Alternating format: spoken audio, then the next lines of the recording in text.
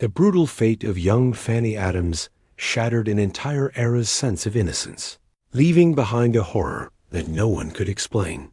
How could a quiet summer afternoon turn into one of the most disturbing crimes Victorian England had ever witnessed? What drove such merciless cruelty? Stay with me, because the truth behind her final moments reveals far more than a simple tragedy. The small market town of Alton in Hampshire carried the charm of a peaceful English countryside where routines unfolded with predictable calm. Families lived door to door, neighbors greeted one another by name, and the world beyond seemed distant and irrelevant. In the late 1860s, life moved slowly, as if protected from the harsher realities of the outside world. Yet beneath this serenity, fate began to assemble the elements of a tragedy that would soon shock the nation. Fanny Adams, a bright, energetic child known for her curiosity and confidence, was growing up in this environment of trust and familiarity. Her family had no reason to imagine that danger could lurk so close, nor that their lives were about to be torn apart. On a warm August afternoon, Fanny, her younger sister Lizzie, and a friend wandered toward a nearby hop garden, a place they often visited to play. The sun cast long, lazy shadows across the fields, giving the entire scene an almost idyllic quality. Nothing about that day suggested fear. No warning signs, no strange whispers, no looming sense of threat. Just children laughing under the summer sky. But sometimes the most devastating stories begin in moments that feel the safest. As the girls played, a man approached them. He wore the uniform of a clerk, tidy and seemingly harmless, someone who fit easily into the rhythm of the town. His name was Frederick Baker, a solicitor's clerk whose polite manners and calm demeanor hid something far darker. Baker spoke kindly to the children, offering coins in a gesture that initially seemed friendly. Lizzie and the other girl accepted them and drifted away, but Fanny, trusting and unaware of danger, stayed behind. Nothing in her short life had prepared her for the reality of the man standing before her. As the other girls left, turning back occasionally to catch glimpses of Fanny, they saw little that alarmed them. Baker did not raise his voice, nor did he act aggressively. Instead, he walked with Fanny toward the hop garden's deeper edge, where the greenery thickened and visibility diminished. In a town where everyone knew everyone else, the idea that an adult could be a threat simply did not exist in the minds of children. When Fanny did not return home that evening, concern slowly turned into fear. Her mother, Harriet Adams, first assumed she had lingered too long with friends, perhaps caught up in some adventure. But as the minutes stretched into anxious hours, a feeling of dread began to settle over her. It was not like Fanny to disappear without word, and every passing moment made the situation more alarming. The search began with urgency, neighbors joining the family to comb the fields and lanes. Lamps flickered against the gathering dusk, illuminating worried faces and shaking hands. They called her name again and again, each unanswered echo tightening the knot of panic in Harriet's chest. The first piece of the nightmare emerged when a group of boys stumbled upon something in the hop garden. What they found sent them running in terror, shouting for help. Soon, adults arrived and confirmed the worst fear imaginable. What remained of Fanny was discovered in a state so horrific that even hardened investigators struggled to comprehend the brutality inflicted upon her. News spread quickly through Alton, turning the once peaceful town into a place frozen in shock. The question that now haunted everyone was simple yet overwhelming. Who could commit such an act, and why? Suspicion fell almost immediately on the quiet, composed clerk who had last been seen walking with her. He had returned to his workplace later that afternoon, calm and collected as though nothing were amiss. But witnesses recalled the coins he had given the girls, the direction he had gone, and the strange confidence he displayed upon his return. Details began to align with unsettling precision. When authorities questioned him, Baker denied involvement, insisting he had done nothing wrong. Yet inconsistencies slipped through his story, and his behavior did not match the gravity of the situation. A gap between his words and the horrific reality was impossible to ignore. By nightfall, the atmosphere in town had shifted entirely. Fear, anger, and disbelief spread from house to house, creating a collective tension that made it difficult to sleep, speak, or even breathe. Harriet Adams, faced with the unimaginable loss of her child, could not escape the tormenting questions replaying in her mind. How had such a monstrous act occurred in a place that felt so safe? Why had it happened to her daughter? And perhaps the most unbearable thought of all, had there been signs that everyone missed? While investigators began piecing together the events of that afternoon, the Adams family braced themselves for a truth that would challenge the limits of understanding and humanity. Before we continue, if you want more stories like this, make sure to subscribe so you never miss the next chapter. And tell me in the comments, what would you have thought if you lived in that town on that dreadful evening? As the investigation into Fanny Adams's disappearance intensified, the town's once gentle rhythms transformed into restless waves of fear and speculation.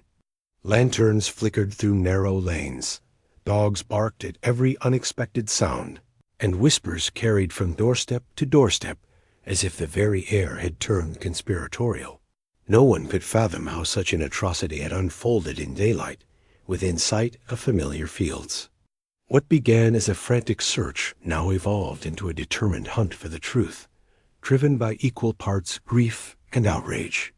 Families clustered behind closed curtains, struggling to reconcile their trust in the world with the monstrous cruelty discovered that night.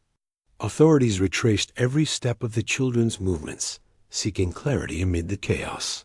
Witness accounts pointed repeatedly toward the same man, a clerk known for his quiet manner and punctual habits.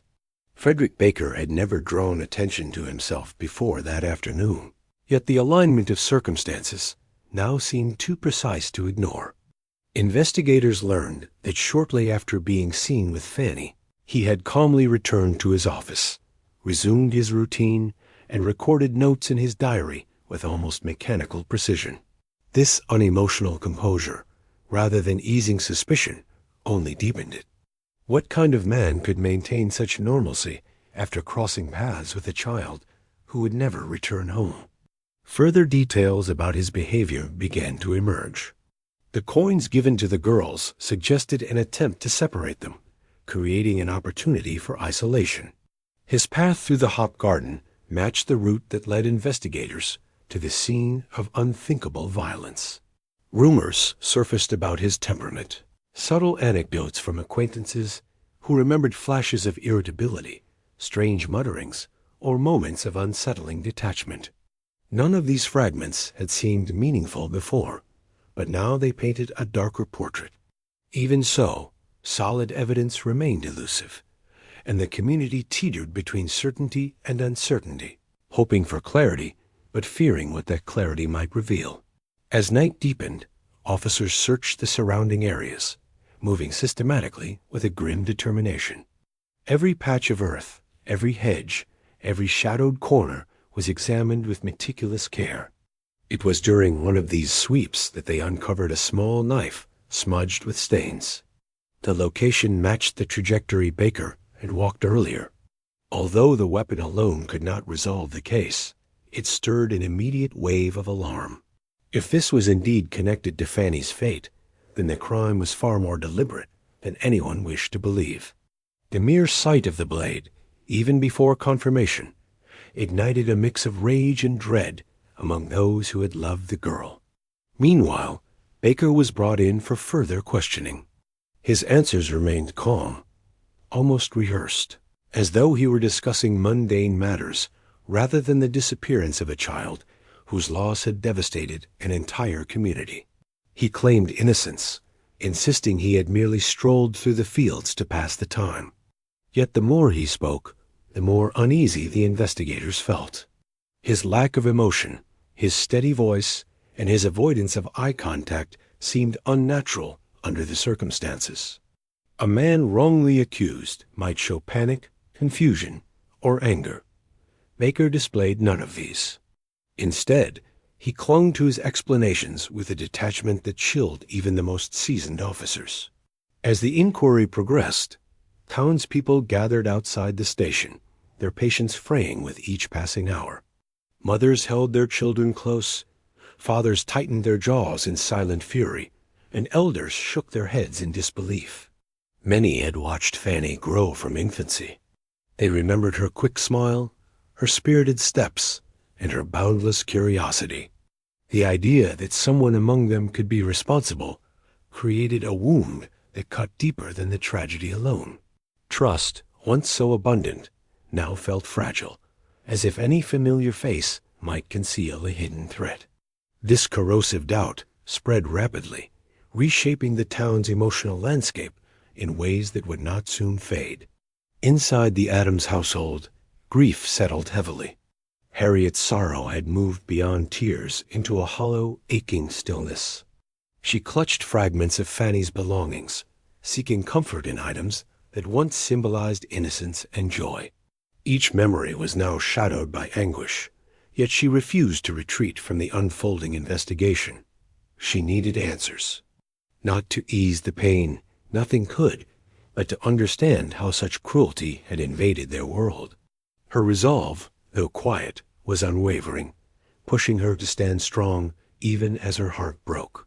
By the following morning, evidence began to align with greater clarity. Witnesses confirmed seeing Baker leading Fanny toward the deeper parts of the garden. The knife found near the scene bore markings that raised further suspicion. And perhaps most damning of all, investigators uncovered diary entries written in Baker's own hand. Cryptic notes that hinted at impulses he barely seemed to comprehend himself. These discoveries did not yet provide the full truth, but they tightened the circle around him, making his denial increasingly unsustainable. Officers prepared to challenge him again, determined to break through his calm facade and expose whatever lay beneath. Yet before this next interrogation could take place, something unexpected happened. A new witness stepped forward with information that threatened to shift the entire investigation. Their account contradicted certain assumptions and introduced a possibility no one had previously considered. In an instant, the case grew more complicated, raising fresh questions about what truly happened in those final, horrifying moments of Fanny Adams's life. The emergence of a new witness added a sudden jolt to the investigation, forcing authorities to reconsider the path they had begun to take. The man who stepped forward was a laborer who had been working near the outskirts of the hop fields that afternoon. His account complicated the narrative, not because it contradicted the suspicion surrounding Frederick Baker, but because it suggested that Baker's behavior before the crime might have been far stranger than anyone initially realized. The laborer claimed he had seen Baker wandering aimlessly earlier that day, pacing near the hedgerows as though wrestling with some internal conflict. His movements were erratic, his posture tense, and his expression troubled. This unexpected detail raised new questions. Had the crime been premeditated, or had something snapped inside Baker in a moment of catastrophic instability? Investigators met privately to examine this testimony, considering its implications. If Baker had been observed acting so peculiarly hours before the tragedy, it suggested his calm demeanor afterward was a deliberate mask rather than a sign of innocence. It also hinted at a deeper psychological instability, something simmering beneath the surface that no one in the quiet town of Alton had ever suspected. The presence of this possible inner turmoil did not lessen the gravity of the crime, but it introduced a new layer to the mystery, one that pointed beyond simple malice. The officers knew they needed to press further into Baker's mind to understand whether he had been spiraling before crossing paths with Fanny. While the investigators weighed the laborer's account, additional evidence continued to surface. Clothing fibers found near the hop garden bore a striking resemblance to fabric from Baker's coat. Footprints at the edge of the field matched the pattern of his boots. Small, seemingly insignificant details that, when viewed together, formed an increasingly incriminating picture. Even the coins he had given to the girls began to seem like calculated tools rather than friendly gestures. The case was closing in on him, piece by piece, but the authorities wanted certainty, not speculation. They understood that only a precise, airtight narrative would bring justice to the Adams family and clarity to a community gripped by fear. With the evidence mounting, Baker was brought in for yet another round of questioning. This time, investigators pressed him harder, challenging his statements and highlighting the inconsistencies in his earlier accounts. They asked about his route through the fields, the reasons behind his interaction with the children, and the eerie calmness he maintained afterward. As the questions intensified, his composure began to show faint cracks. He avoided certain details, hesitated before answering, and offered explanations that seemed increasingly thin.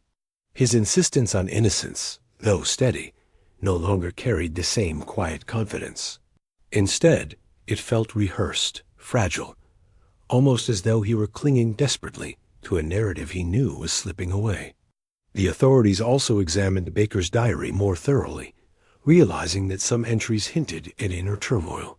Phrases about battling dark thoughts and feeling overwhelmed by impulses raised serious concerns. None of these notes explicitly connected him to the crime, yet they painted an unsettling portrait of a man whose mind may have been unraveling. These psychological hints did not excuse anything, but they helped investigators understand the emotional landscape in which the tragedy occurred. They began to wonder whether Baker himself fully understood the impulses that had driven him that day, or whether he had been fighting a losing battle against something profoundly destructive within him. Meanwhile, the town of Alton was undergoing its own transformation. Fear had become a persistent companion in every household, altering routines and eroding the ease that once defined community life. Children were no longer allowed outside alone. Doors remained locked despite the daylight, and conversations were filled with hushed speculations. Neighbors who once trusted one another now exchanged wary glances. The shock of the crime had become a lens through which everyone viewed their surroundings, turning even familiar paths into unsettling reminders of vulnerability. This collective unease underscored the urgency of the investigation, pushing authorities to move swiftly yet carefully. Back at the Adams home, grief took on new dimensions as Harriet and George Adams tried to make sense of the investigation's rapid developments. They listened to updates with a mixture of dread and determination, yearning for answers, but fearing the full truth. The possibility that Baker's mind had been unraveling added a disturbing complexity to their loss. If the crime had been the product of uncontrolled impulses, the randomness of it felt even more cruel. Harriet struggled with the notion that nothing could have been predicted or prevented. Yet she remained steadfast in her belief that justice must prevail, regardless of the explanation behind Baker's actions. As the psychological aspects of the case deepened, investigators consulted medical professionals who could provide insight into Baker's state of mind. The doctors reviewed his diary entries, questioned those who knew him, and examined any signs of instability. They debated whether his calm behavior after the crime reflected emotional detachment or deliberate calculation. Their discussions added complexity to the investigation, presenting multiple possibilities, but offering no definitive answers. The question of whether Baker was fully aware of the gravity of his actions became central to the inquiry, leaving the authorities torn between interpretations. Just as the investigation seemed poised to solidify its conclusions, another unexpected discovery emerged, one that threatened to unravel the fragile understanding authorities had been building. A new piece of evidence, found in a place no one had thought to search earlier, raised the possibility that the crime had been even more deliberate than previously believed. This revelation cast a long shadow over the inquiry, challenging assumptions and forcing investigators to reconsider everything they thought they knew about Frederick, Baker, and the events of that tragic day. The newly uncovered evidence created an immediate ripple of urgency among investigators. While previous discoveries had gradually strengthened the case against Frederick Baker, this fresh piece of information threatened to reshape the narrative entirely.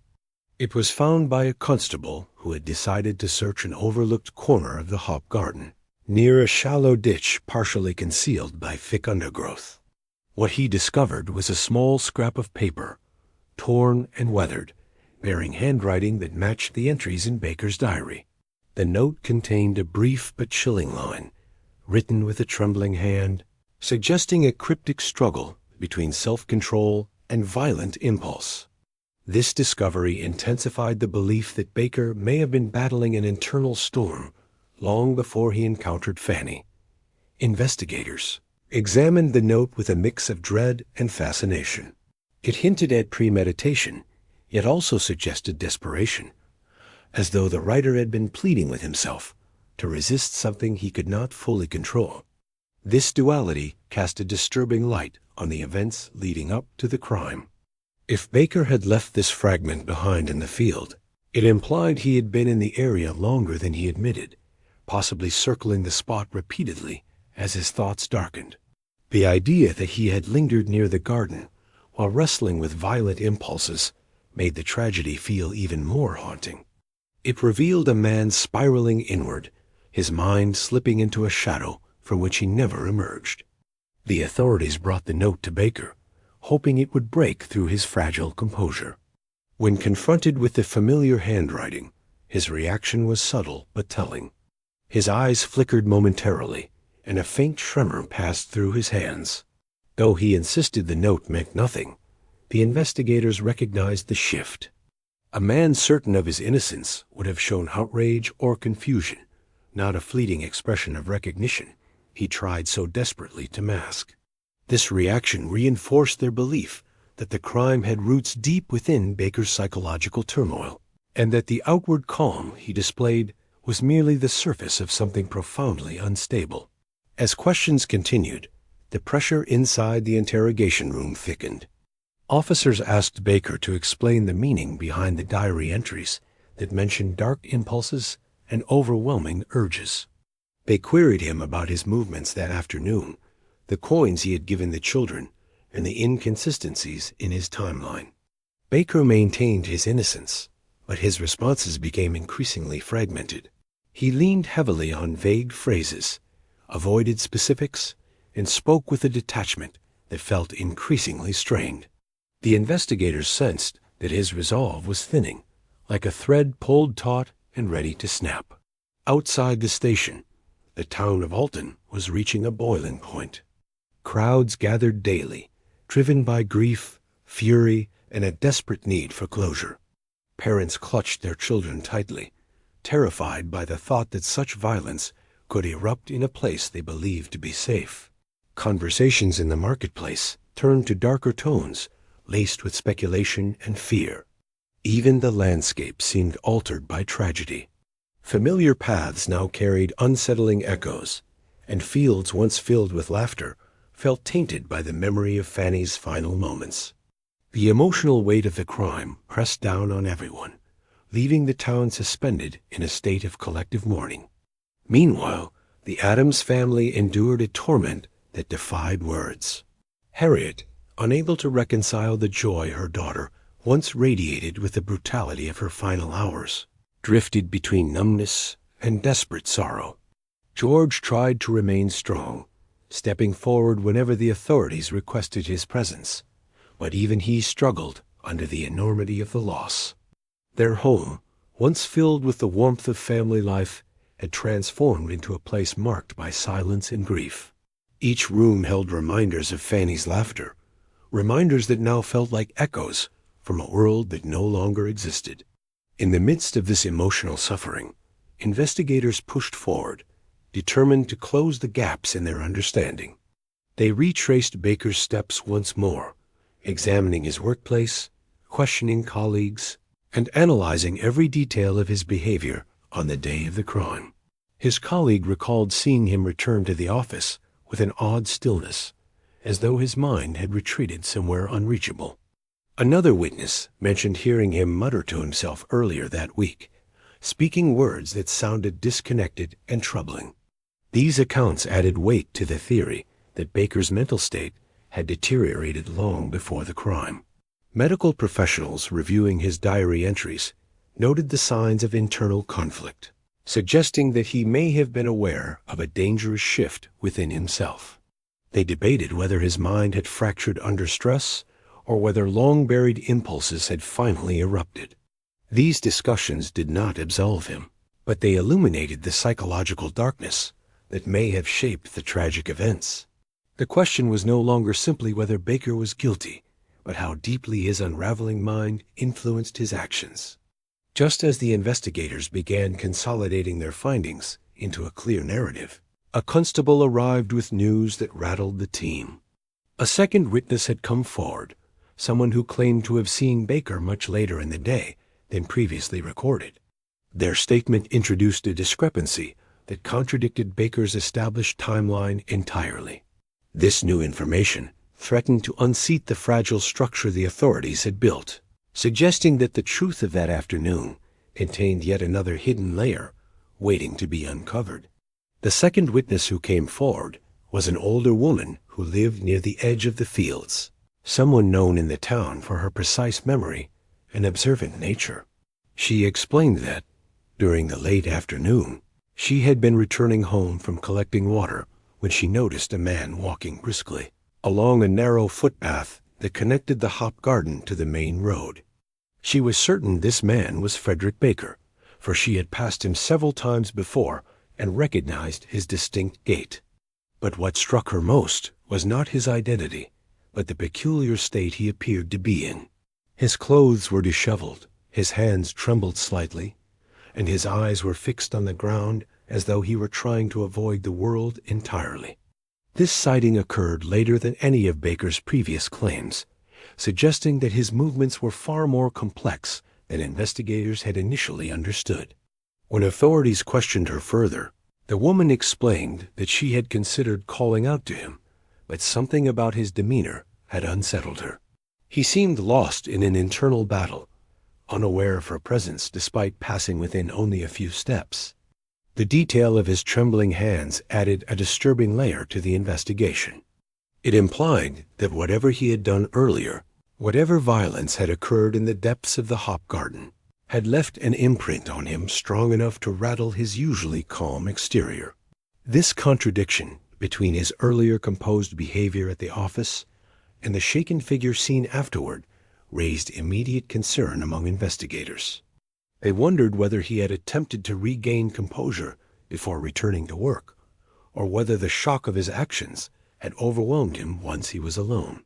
With this new testimony, the investigative team reevaluated Baker's entire timeline. His insistence that he had remained at his desk during certain hours now appeared deeply suspicious. A discrepancy introduced by the witness forced them to consider that Baker had moved through the fields multiple times, possibly doubling back to ensure nothing incriminating remained behind. This possibility unsettled the investigators. It suggested not only a loss of control, but also a chilling level of calculation afterward. Whether driven by panic or strategy, Baker's shifting behavior reflected a mind in turmoil, one that had attempted to reshape reality after committing an incomprehensible act. Inside the interrogation room, confronted with this new account, Baker's demeanor shifted once again. Though he attempted to maintain the polite composure he had shown earlier, the tension in his posture betrayed unease. His responses became shorter, delivered with a strained politeness that sounded almost rehearsed. When asked to explain where he had been during the time the witness claimed to have seen him, he paused for a moment too long. The investigator seized upon that hesitation, pressing him for clarity. Instead of offering a straightforward answer, he deflected, returning to vague statements about walking for leisure. His inability to give a coherent explanation fueled the growing certainty that he was hiding something critical. Outside, the town's anxiety continued to swell. The presence of a new witness revived conversations that had begun to quiet under the weight of sorrow. People gathered near shop doors and fences, eager for any news that might make sense of the nightmare that had engulfed their community. While many felt certain of Baker's guilt, others struggled to reconcile the polite, soft-spoken clerk They had known with the monstrous crime he was accused of committing. This divide created a tension that rippled through Alton, as neighbors debated whether evil could truly hide behind such an ordinary face. The uncertainty deepened the collective grief, leaving the community suspended between shock and distrust. Within the Adams household, the emotional toll intensified. Harriet clung to the hope that the truth would soon be revealed, yet each new development reawakened the terror of imagining her daughter's final moments. George, worn down by sleepless nights and relentless worry, tried to shield his family from the worst of the rumors spreading through town. Yet even he could not ignore the chilling implications of the second witness's testimony. It painted a picture of Baker not simply as a man who had committed a sudden atrocity, but as someone whose actions before and after the crime had been shaped by impulses he could neither control nor fully conceal. Medical professionals continued examining Baker's psychological state, reviewing each new detail with growing concern. They debated whether his erratic movements, trembling hands, and inconsistent timeline pointed to a fractured mental state spiraling under pressure. Their findings suggested that, if he had indeed committed the crime, his mind had been in a volatile and dangerous condition, one that may have teetered between deliberate action and uncontrollable impulse. These conclusions did not excuse anything, but they provided a potential framework for understanding the horror that had unfolded. Finally, investigators reached a critical moment. With multiple witnesses, mounting physical evidence, and psychological indicators pointing toward instability, they began preparing the case for formal charges. Yet just as they initiated this process, a messenger arrived at the station with urgent news. Something had been discovered near the riverbank, something that threatened to rewrite the final sequence of events and reveal the darkest truth yet concealed in the shadows of that tragic day. If you are still here, make sure to subscribe so you do not miss the final chapters of this story. And tell me in the comments, what detail so far do you think will matter most in the final outcome of this case? The discovery near the riverbank drew investigators out of the station with a sense of grim anticipation. A group of boys had been playing along the shallow edge when one of them noticed something glinting beneath the afternoon light. What they found was a small metal object partially buried in the mud, coated with grime, but unmistakable in its purpose. It was a clasp belonging to a child's clothing, one that Harriet Adams immediately recognized as part of the dress Fanny had worn on the day she vanished. The location of this fragment unsettled investigators, for it sat far beyond the area of the hop garden, suggesting that Baker's movements after the crime had been more extensive than previously imagined. Authorities began a full search of the riverbank, moving carefully along the reeds and stones. They found additional traces, small footprints, faint but visible, likely made during attempts to navigate the terrain, impressions in the mud that matched Baker's boot pattern, and signs that someone had knelt near the water. These discoveries suggested that Baker had visited the river after leaving the garden, perhaps to wash his hands or discard remnants of the crime. The notion that he had traveled this far painted a chilling image of a man moving through the landscape with both panic and purpose, attempting to erase evidence while battling the weight of what he had done. The riverbank, once a place of quiet refuge, had become another chapter in the unfolding nightmare. As investigators pieced together this new segment of Baker's journey, they realized the timeline had shifted once again. His earlier claim of returning directly to his office seemed increasingly implausible. Instead, the evidence suggested a sequence of frantic movements, leaving the garden, attempting to clean himself, possibly discarding incriminating items, and only then walking back into town with a facade of calmness. This new understanding confirmed what many had suspected but had been unable to prove. Baker's behavior was not just the result of impulse, but reflected a deliberate attempt to conceal the crime. The duality of panic and calculation revealed a mind torn between the collapse of control and the instinct to survive. Back at the station, the investigators confronted Baker with the riverbank discoveries. His reaction was the most telling they had seen. His composure faltered visibly, his breathing grew shallow, and his hands twitched uncontrollably. He attempted to repeat his earlier denials, but the words lacked conviction.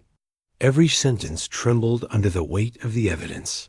He insisted he had no reason to be near the river, yet could not explain how items belonging to Fanny had found their way there. The investigators pressed him relentlessly, laying out the sequence of events now supported by physical proof. Baker's resistance weakened with each passing moment, his voice slipping into strained whispers that betrayed the unraveling of his narrative. The psychological experts consulted earlier reviewed these developments and concluded that Baker's mental state had likely fractured beyond repair.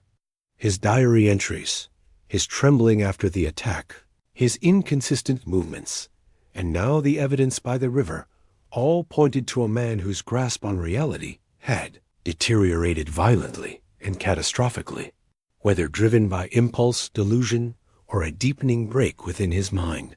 His actions had culminated in a tragedy so brutal that even seasoned investigators struggled to articulate it.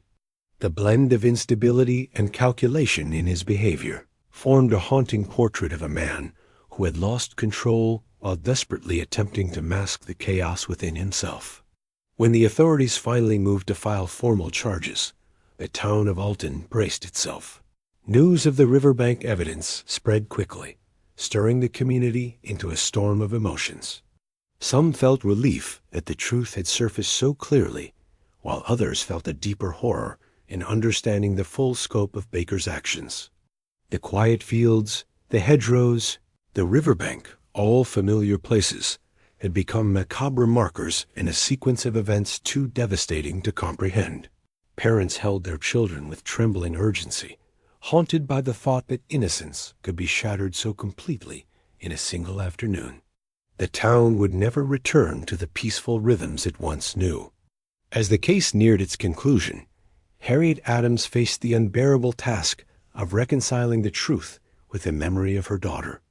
Each new detail carved deeper wounds, yet she refused to avert her eyes from the investigation's findings. She believed that understanding the full extent of what had happened was the only way to preserve Fanny's story with dignity. Her strength, though carried in silence, became a quiet force that inspired the investigators, reminding them of the immense responsibility they held. The tragedy had reshaped her world, but her resolve ensured that her daughter's final moments would not be obscured by confusion or fear. In the end, the truth behind the horrifying and tragic case of Fanny Adams emerged not as a simple narrative of violence, but as a story shaped by a fractured mind, a desperate attempt at concealment, and a community torn apart by grief.